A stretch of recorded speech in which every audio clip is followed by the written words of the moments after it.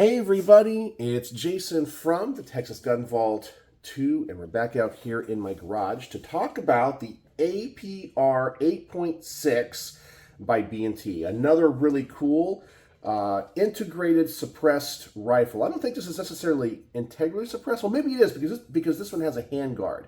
I know the APR and 308 had an integrated suppressor because it just went over the barrel, but it didn't have a handguard. Maybe this one is integrally suppressed. I'm not really 100% sure what the specific definitions are between the two. That's something I may have to look up.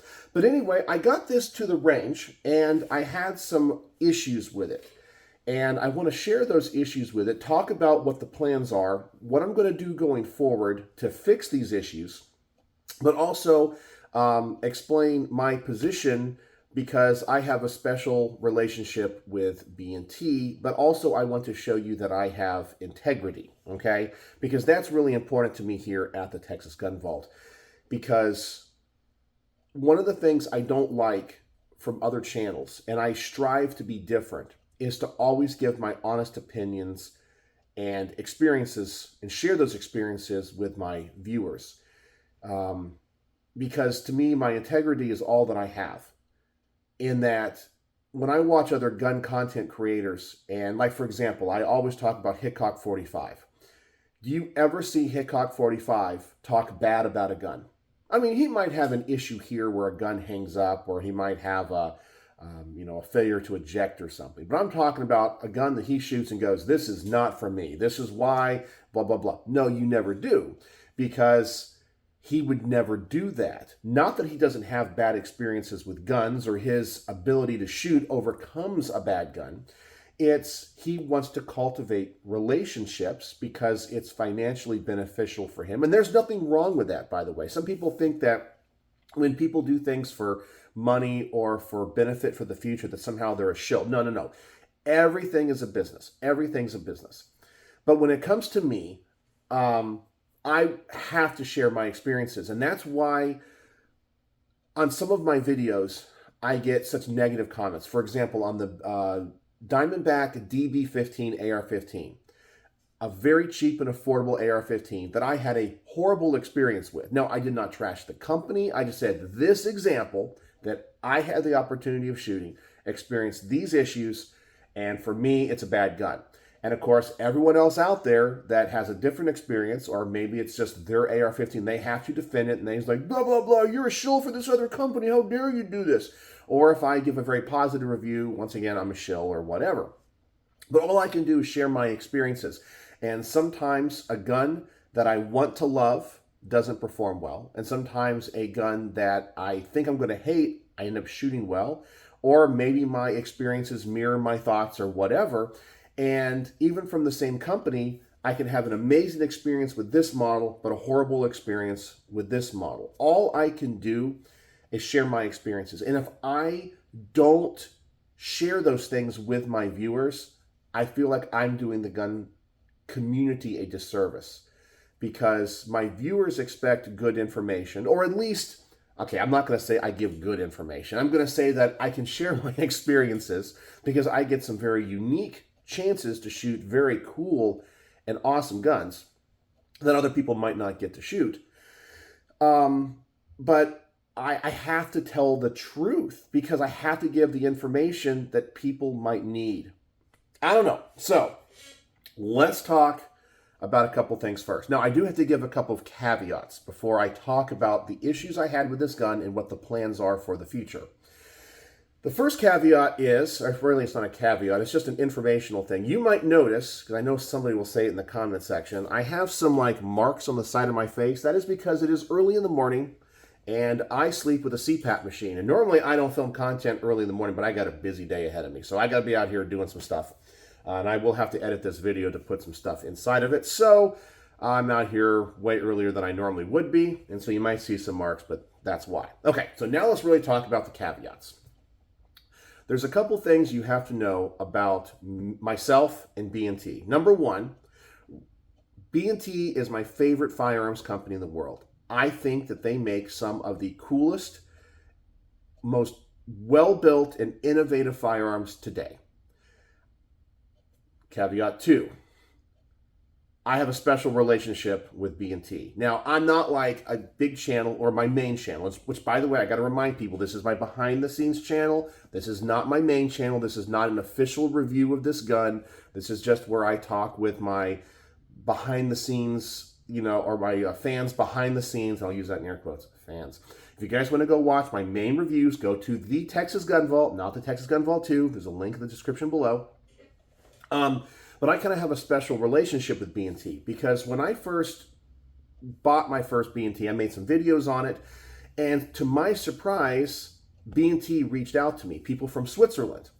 And over time, I got to personally know and talk to Carl Brugger. They have sent me things like one of the posters you see back here with the B&T VP9. They also sent me like 3 others that hang in my safe room. They have done a lot of cool stuff for me. They've reached out, both B&T USA and B&T Switzerland, when I've had problems with my GHM9. They reached out, they took care of me, and in the future they have talked about other creative things like suppressor reviews and this and that. And one of the things I did have to tell them, though, is I always have to have integrity. If I have a problem with a firearm, I will let my viewers know, because I will not be like the other channels that everything is positive all the time. However, I did promise them one thing, and I'm a man of my word, and that is if I ever have a problem with the firearm, before I produce the complete video, that they get a chance to look over the firearm and see if there's any problems, okay? So those are kind of the 2 caveats. So one of them, people are going to say I'm biased and will always find the positive in the gun because I love B&T and getting to know about their company. I think they have an amazing culture. Like, that is a company that honestly I wish that I could work for, because they just seem to be a bunch of cool guys. And I just love their company philosophy. Like, they just seem to have it going on. And I honestly believe that they have the potential and the trajectory to be one of the biggest in the country. That's just my personal belief. I wish I could buy stock in that company, but of course they're a privately held company. But that's just what I honestly believe. From the products that they produce to their culture and getting to know the people that work there, I think they're a great company. And so that's my positive bias, okay? I just have to let people know. And then what people will think will be a negative bias is the fact that I have a special relationship with them. They're going to say I'm a shill, okay? So there you go. All that out there. So let's talk about the APR 8.6, and this is coming on the heels of another review that I just filmed. It's not released on the main channel yet, on the APR 308S. Essentially, it's the same rifle but in 308. And in that review, I had some accuracy issues. I could not shoot that gun as well as I could other guns. It was okay, though. I had a great experience. The suppressor was amazing. I have never shot a 308 as quiet as that gun. And I had a great time with it. I thought the trigger was fantastic. No issues whatsoever, besides the accuracy. So I got a chance to shoot the APR 8.6, and I had some issues, okay? Now, I did have some accuracy issues, but we're going to talk about that in a second, because I know some people are going to say, Jason, maybe you just can't shoot long distance and you can't shoot the APR. As I said, wait for me to tell you what the issues were. But I also had some mechanical issues with this gun. We are going to take this back to the range, test it again, and if there's still problems, the owner of this rifle, D, which, by the way, D has really gone out of his way to help with his time and paperwork to make sure that I can review this. So, being an NFA item and all that kind of stuff, all that has to be squared away. And D is amazing, and I cannot thank him enough. So if you're watching this, D, thank you so much. But if I continue to have these mechanical issues, he's going to take it to a local gunsmith that he trusts. And then if we still have issues, and depending on what the issues are, if they are duplicate, he wants to send it back to B&T. Okay, so big introduction to this video. So let's talk about my experiences with this gun. Okay, let's talk about the mechanical stuff first before we talk about the accuracy, because the mechanics might affect the accuracy. All right. So let me drop the magazine here, and let me, of course, clear the weapon and ensure that there is nothing in the chamber. It looks like we are clear, we are good. The gun is empty, as you guys can see. Okay, so the trigger. This trigger seems to be a little bit different than the APR 308 in that it is a single stage trigger and it has virtually no take-up to it. Well, maybe it does a little bit. It's just really light, and I can't feel the wall at all, so I can't stage it. Now that's the type of shooter that I am, especially when it comes to anything that I would call precision shooting. I want to bring that trigger back to the wall. I want to feel that wall. I want a little bit of resistance, and then I want that wall to break like a glass rod. I want it to be super crisp and super light. This one, I can't predict it. It's a light trigger, 100%. It's a smooth trigger, 100%. But it is what I think is a single stage trigger, okay? Now, that inherently is not the thing I'm worried about or concerned about. So, I was shooting this gun, and in the first magazine, okay, I was just shooting 5 rounds just to see how the gun was performing. I have had 2 different types of trigger issues. Issue number 1, pull the bolt back. Obviously, a magazine would be in the gun. I would close the bolt, okay? The bolt is 100% closed. The safety right here is off. It's on fire, okay? And I would try to pull the trigger back, and it's locked in place. Like, it will not move. It is stiff. There is no play in it, and I cannot pull that trigger back. I mean, 10, 15 pounds. I mean, it is like it is not moving, like there's something obstructing the trigger. I would open the bolt, close the bolt again, and the trigger would work just fine. Now, I caught all of this on camera, okay?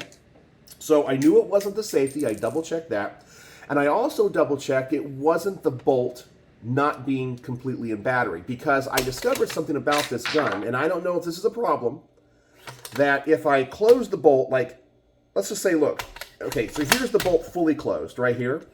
Let's just say I close it just a little bit, and I pull the trigger. Well, okay, that one's not far enough. Right there, it's not completely in.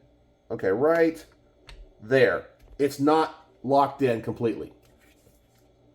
Yeah, there you go. Now you can see it locked in after I pulled the trigger. So the bolt doesn't have to be completely locked for the striker to be released, okay? So it wasn't that, and because I know, and you can watch on the video, I closed this bolt, the trigger is still stuck, okay? So that's issue number 1, and it seems to be random, okay? I could have 5 or 6 shots that are fine, then all of a sudden the trigger locks up, okay? Then I have issue number 2. Bolt's open. I close the bolt. You can see it on camera, and I also caught this on film. When I pull the trigger back, it's just loose like this. See, when the striker is not cocked, the trigger is just loose, okay? Which is what you would expect it to be. But I can close this bolt, and I don't think the striker catches on the sear. I really haven't looked at mechanically how this gun operates yet. I haven't taken it apart. But I'm assuming, based off of looking at the bolt, there's a sear, and the bolt closes. I think, I'm going to guess, let's see here, maybe it is, let's see, is it, okay, so it's cock on open. It's cock on open. But when I would close it, the trigger would just be super loose, because, and it wouldn't even engage the sear. The striker was all the way in the bolt. So there was another issue where it wasn't that the trigger wouldn't move, it's that the trigger didn't engage with the striker. Okay, so I had 2 completely opposite issues with this gun. Once again, I caught it on film.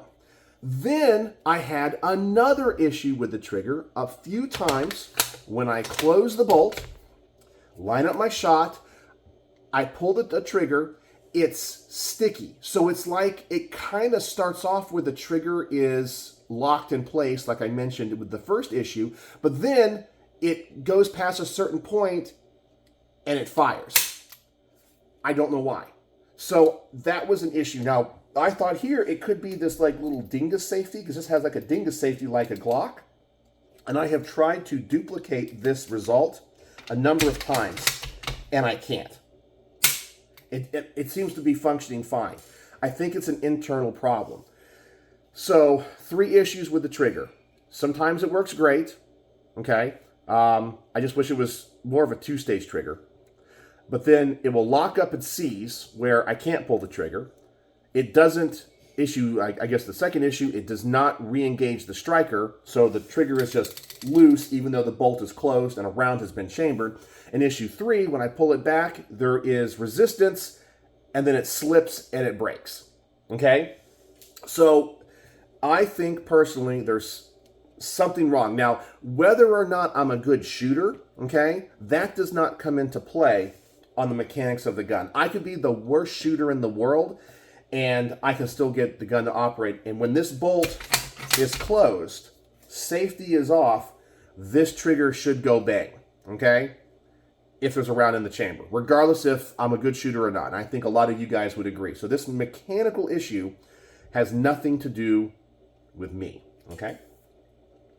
Now, let's talk about accuracy. Oh, and by the way, before I go on, I do need to tell you a little bit more about my promise to B&T. And that is, any issue that I have, I will not, I've already told you, I will not make a complete video. So I will give the owner of this rifle, D, a chance to shoot it. I'm going to take it back to the range and shoot it with some different ammo, and I'll tell you why in a second, because of the accuracy. But I will not do the review until B&T looks at this, if that's the direction we need to go, okay? So that is the promise that I made. Okay, now let's talk about the accuracy issue.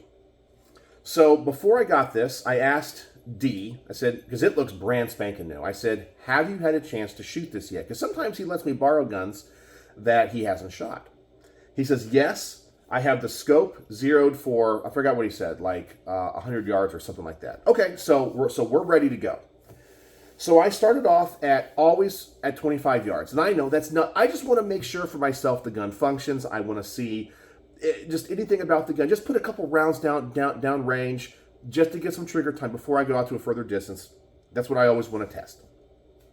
And so at 25 yards with a silhouette style target, I shot we're talking 25 yards.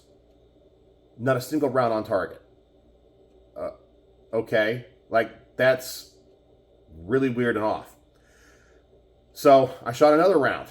Same thing. Okay. I had to bring the target into 10 rounds, and then I discovered it was shooting way to the left. Like, way to the left. So I readjusted this, even though D said he had zeroed this, okay? And I did double check that this scope was properly mounted to this gun. Like, it's on there solid, okay? And it's a high quality scope. I forgot which model this is, but anyway, I had to bring it in to like 10 yards to find out. But then I zeroed it for me. 25 yards were fine. Now, here's where we start to discover another issue. Now, of course, 8.6 Blackout is typically a subsonic round. And let me tell you, this thing is as quiet as a 22 suppressed. It's awesome, okay? It's pretty darn cool. I've never shot 8.6 before. It's a really, really cool round. And with this setup, it's super quiet. It's pretty awesome. Anyway, so at 25 yards, I'm now getting groups like this, like super small, okay? With the exception of one thing. One flyer, well, for you, it'd be over here. It was going to the left. Not like it's even close. Like almost off the paper. Now, listen, I will pull a shot from time to time, and I always talk about how I'm an average gun guy, and people that know the issues I had with the APR 308 will say, Jason, you suck as a shooter. Okay, and that is totally fair, and I am willing to say I'm not that good of a shot. But at 25 yards, guys, okay, with handguns, I get this, okay? You guys have seen it on my range reports. Now, here I am with a precision rifle, and I'm getting a group, I mean, as tight as you can possibly get it. As tight as you can possibly get it. And then I'd have one round over here. Okay, now, did I throw it? Maybe. Okay, so I bring the target in. Once again, I recorded everything. I, document it. I put the target back out, reload the rifle with 5 more rounds. Okay, and I shoot for the other side of the target. Now, I think on this test, I'm doing like these like little pistol targets that have like 1 and 2. I call them the booby targets. They're like little round circles.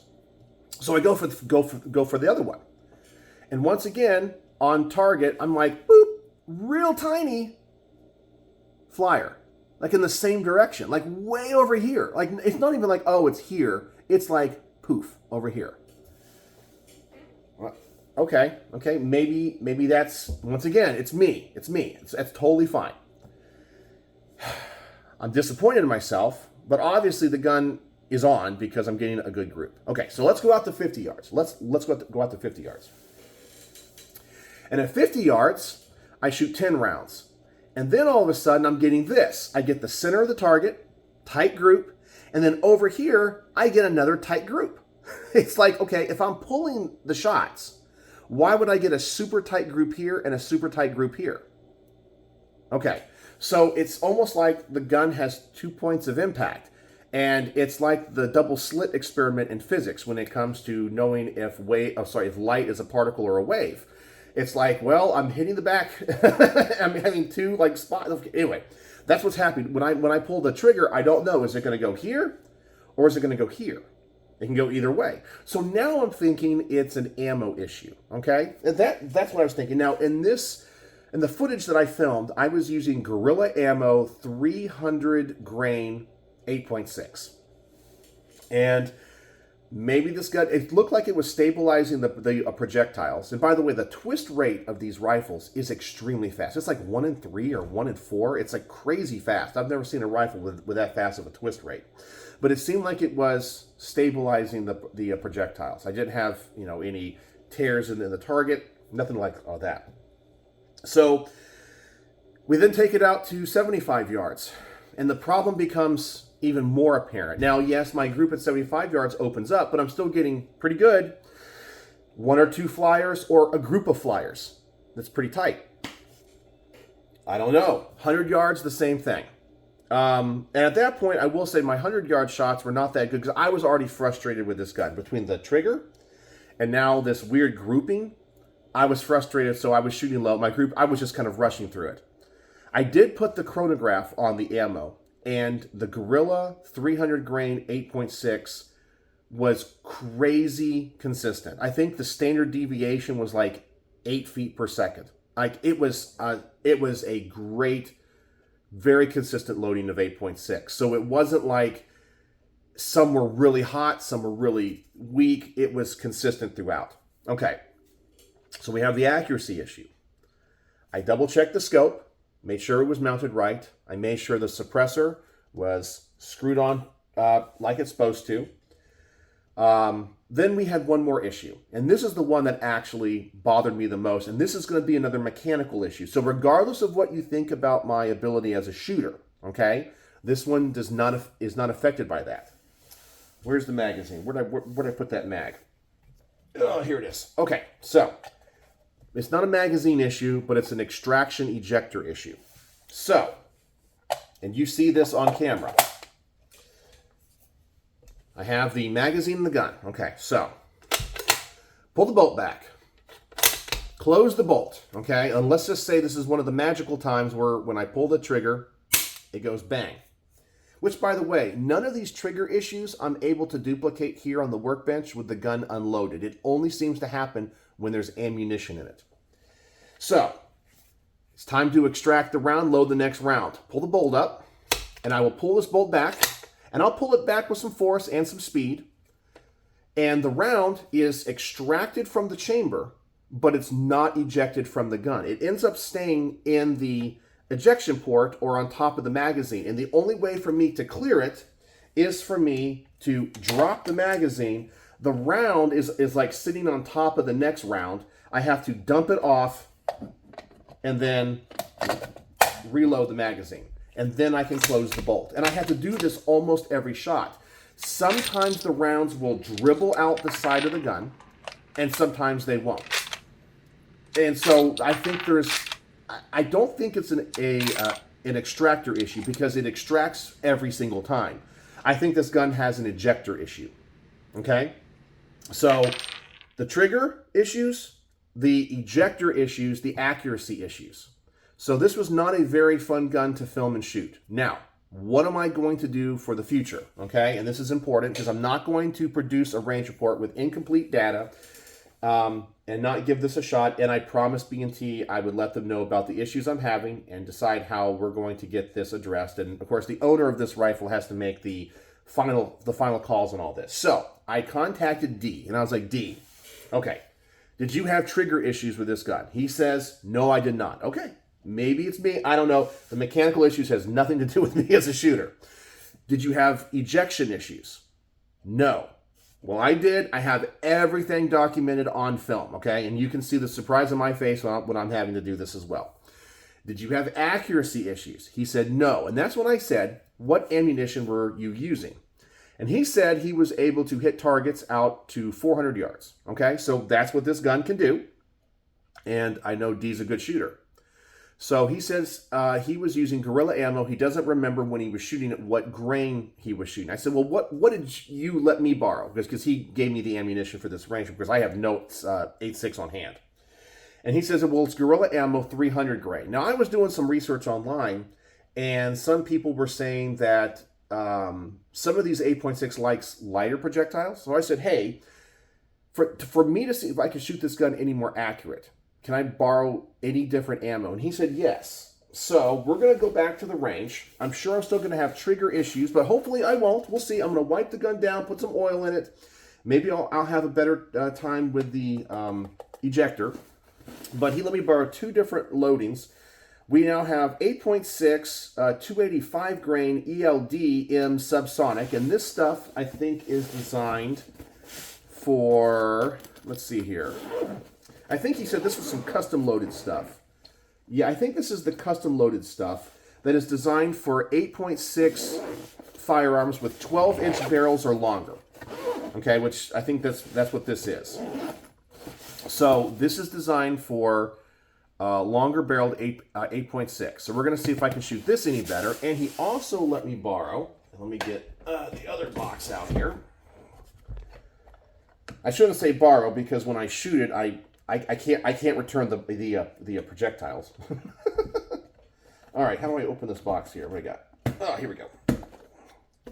We're gonna have some Fort Scott munitions 8.6 blackout, and this one is going to be 285 right here. And I guess this is a hunting round because it says tumble on impact. So we're going to try some lighter weight projectiles. Both of these will be subsonic. And there's the 8.6 right there. So we'll see. And I'm going to go back before D takes this to a gunsmith. I want to take it back to the range, see if I can shoot it any more accurate than I did. I want to clean the gun, see if that could be a problem with the trigger. If the trigger problems consist, D will have to decide what he wants to do, go to the local gunsmith or send it to B&T. And I'm going to see if I can shoot this thing any more accurate with this ammunition, because I think that's important to know too, because depending on the twist rate, the barrel length, sometimes different ammunition is going to perform differently. And 8.6 is kind of a weird round as I've been doing my research on it, in that you have a lot of different loadings with a very broad spectrum of bullet weight projectile, or bullet projectile weights. So that could be what's causing the issue. So anyway, I did not have a good time with this gun, okay? And instead, and to show you that I have integrity, I am letting you guys know. Now remember, this is just my behind the scenes channel. I doubt anybody is just going to casually watch this video that's not a subscriber to my channel, and nobody is going to watch for 29 minutes and 22 seconds to get all this information, okay? That's just too long and boring. But I'm going to try it again with different ammo. If I still have trigger issues, go back to a gunsmith or B&T, and then I'll do the final range report. And in the final range report, regardless if I can get this gun running accurate, I will report on my accuracy issues in the beginning. And even if the gun begins to run great, or if we have to send it back to B&T, I will report on my mechanical problems with the ejection, the trigger, but I will also talk about B&T's customer service and them getting the gun back in working action if that's the direction we need to be. Because the only thing I can have is my integrity. And hopefully this would not sour my relationship with a B&T, but I have to be honest about my experiences. And I want them to do well. I want this rifle to do well because I love B&T so much. I really do. And but I have to report what happens to me. So I feel that's fair to everybody. It's fair to you as a viewer and consumer of my content to know that you are getting honest reviews and I'm documenting my personal thoughts and opinions, and I'm showing you all of the evidence with, footage. But also I'm being fair to B&T because they have been wanting to cultivate a special relationship with me and my channel, okay? So I feel like I can kind of navigate both sides, and as long as I am upfront and honest with everybody, I feel like I am keeping my integrity and what I want my channel to be intact. But hopefully they'll continue to work with me and want to have that relationship with me because honestly, I like them. And even if they said, Jason, we don't appreciate this, well, I had to be honest. Okay, so anyway, that's where things sit. That's my initial thoughts and impressions with the 8.6 APR-S. Okay, the integrally or integrated suppressed rifle from B&T and 8.6. Super duper quiet. I mean, it looks like it's beautifully built, but I had a plethora of issues with this thing. Some of them are mechanical and have nothing to do with my ability as a shooter.